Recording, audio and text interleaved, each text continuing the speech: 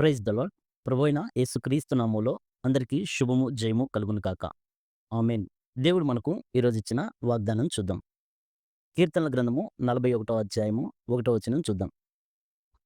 బీదలను కటాక్షించువాడు ధన్యుడు. ఆపత్కాలమందు యెహోవా వానిని తప్పించును. బీదలు దేవుని యొక్క ఆశ్రయం పొందుతారు. బీదలకు సహాయం చేసేవారికి దేవుడు సహాయం చేస్తాడు. దేవుడు వారిని దీవిస్తాడు. దేవుడు మనకిచ్చిన వాగ్దానం ఏంటంటే, బీదలను కటాక్షించువాడు ధన్యుడు. ఆపత్కాలములో యెహోవా వారిని రక్షించునంట. అంటే బీదల పట్ల ఒక విశ్వాసి ఎలా ప్రవర్తించాలి? ఒక సాటి మానవులుగా ఎలా ప్రవర్తించాలి? వారికి దేవుడు ఎలాగ సహాయం చేస్తారు అని దేవుడు చెప్తున్నారు. అయితే ఇంకా దేవుడు బీదల గురించి చాలా మాటలు చెప్పారు. బీదలంటే యేసుక్రీస్తు ప్రభువారికి చాలా ఇష్టం. ఆయన ఎంతో మందిని స్వస్థపరిచారు. అయితే బీదలని నిర్లక్ష్యం చేయొద్దని దేవుని వాక్యం చెప్తుంది. బాధపడుచు వారిని అంటే బీదల్ని నిర్లక్ష్యం చేయొద్దు. బాధపడు వారికి నిరీక్షణాస్పదము ఎన్నటికీ నశించదు అని వాక్యం సెలవిస్తుంది. యేసుక్రీస్తు ప్రభువారికి అంటే దేవునికి ఉన్న లక్షణం ఏంటంటే, బీదలు నిత్యము మరువబడరు అని దేవుడు చెప్పారు. అంటే బీదలకి ఎంతో ప్రాముఖ్యం కలిగింది. దేవుని దృష్టిలో బీదలు ఎంతో విలువ కలిగిన వారు. అందుకే దేవుడేం చెప్పాడంటే, ప్రధానులతో తన ప్రజల ప్రధానులతో వారిని కూర్చుండబెట్టెదను. ఆయన నేల నుండి దరిద్రులను లేవనెత్తును అని. అంటే బీదలకు సహాయం చేస్తే ఎలా ఉంటదంటే, దరిద్రులని నేల నుండి పైకి సింహాసనం కూర్చొండబెట్టువాడు అంట. అంటే దేవుడు దరిద్రులను లేవనెత్తి సింహాసనం మీద కూర్చోబెడతారు. ఇది యేసోబు గారి జీవితంలో నెరవేరింది. యేసోబు గారు ఒక బానిసగా ఎళ్లారు. ఒక బానిసగా ఎళ్లారు. అంటే దాసుడికి జీతం ఉంటది. బానిసకు జీతం ఉండదు. ఏ పని చేసినా గాని జీతమే ఉండదు. ముద్ద పెట్టడమే ఎక్కువలాగా ఫీల్ అవుతారు. అది బానిసలు. దాసుడికైతే జీతం ఉంటది. బానిసకి జీతమే ఉండదు. చంపేసినా అడిగేవాళ్ళు లేరు. అడగడానికి గూడా లేదు. బానిసలను కొనుక్కుంటారు. దాసుడు జీతానికి పనిచేస్తాడు. అలాగా దరిద్రపు స్థితిలో ఉన్న యేసోబు గారిని సింహాసనం మీదకి తీసుకెళ్ళి కూర్చోబెట్టారు. ఫరోకి కూడా దేవునిగా చేశాడు దేవుడు. అందుకనే ప్రధానులతో తన ప్రజల ప్రధానులతో వారిని కూర్చుండబెట్టును. ఆయన నేల నుండి దరిద్రులను లేవనెత్తువాడు. ఈ వాగ్దానం యేసోబు గారి జీవితంలో నెరవేరింది. అలాగే ఇంకొన్ని విషయాలు చూస్తే, లేని స్థితిలో ఉన్నప్పుడు కూడా స్తుతించాడు. లేని స్థితిలో ఉన్నప్పుడు మనం స్తుతించబడిన వారిగా మనం ఉంటే, లేని స్థితిలో గూడా ఆనందం పొందుతాము. ఎటువంటి బాధాకరమైన పరిస్థితుల్లో ఉన్నా, కఠినమైన పరిస్థితుల్లో ఉన్నా, దేవుని స్తుతించడం ద్వారా మనం ఆనందించే వారిగా ఉంటాం. పోలీసుల్లో జైల్లో గూడా స్తుతించి పాటలు పాడారు. జైల్లో ఉన్నప్పుడు గూడా. ఆళ్ళని చంపేస్తారో, వదిలేస్తారో గూడా తెలీదు.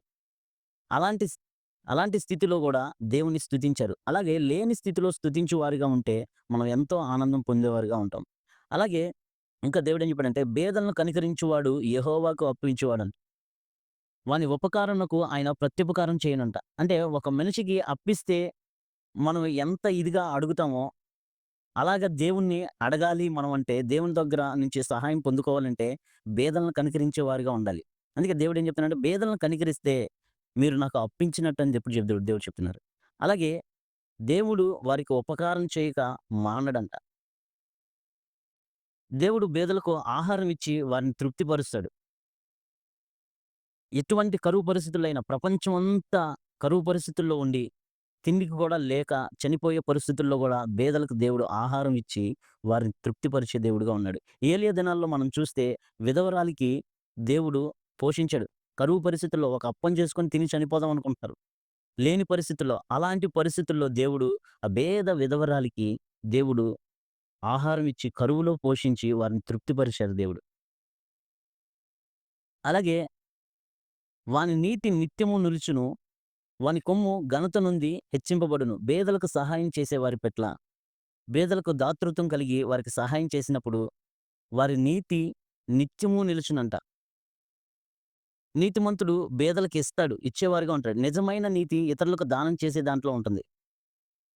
మొదటిలో సంఘం మొదటి సంఘం వారికున్న చరస్థిర ఆస్తులన్నీ అమ్మి బేదలకిచ్చేశారు. వారి నీతి నిత్యము నిలుచునన్నారు చెప్పారు. అందుకని ఇప్పటి వరకు మనం మొదటి సంఘం అని చెప్పుకుంటూ ఉంటాం. కాబట్టి బేదలు చాలా ప్రాముఖ్యం కలిగిన వారు. దేవుడు వారిని ఎంతో దీవించాడు. వారికి దీన హృదయం కలిగి ఉంటారు. దీన హృదయం కలిగిన వారు దేవుని మాటలను వినేవారుగా ఉంటారు. దేవుడు దీనులను కాపాడుతానని దేవుడు వాగ్దానం చేశారు. ఎందుకంటే వారికి వినే హృదయం ఉంటది.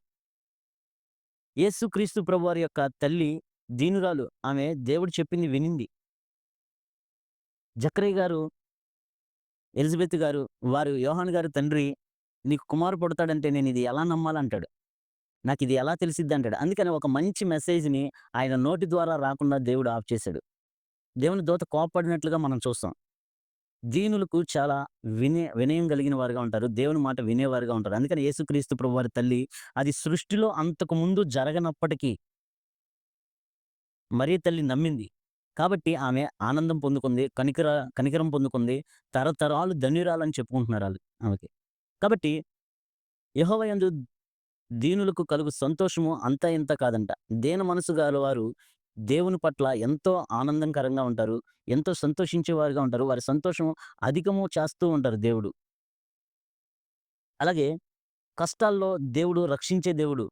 కష్ట సమయాల్లో దేవుడు రక్షిస్తా ఉంటాడు. ఎవరిని రక్షిస్తా ఉంటాడు? ఎవరైతే బీదలకు సహాయం జేస్తారో, ఎవరైతే బీదల పట్ల దేవుని చెప్పినట్టు నడుచుకుంటూ ఉంటారో, వారికి కష్ట సమయాల్లో, ఆపద సమయంలో దేవుడు రక్షించేవాడుగా ఉంటారు. మనం చెప్పుకున్నాం గదా! బీదలను కటాక్షించువాడు ధన్యుడు. ఆపత్కాలమందు యెహోవా వానిని తప్పించును. మరి బీదలకు సహాయం చేశారు. బైబిల్‌లో ఒక గొప్ప వ్యక్తి ఉన్నాడు. బీదలకు సహాయం చేశాడు. అనాథులకు సహాయం చేశాడు.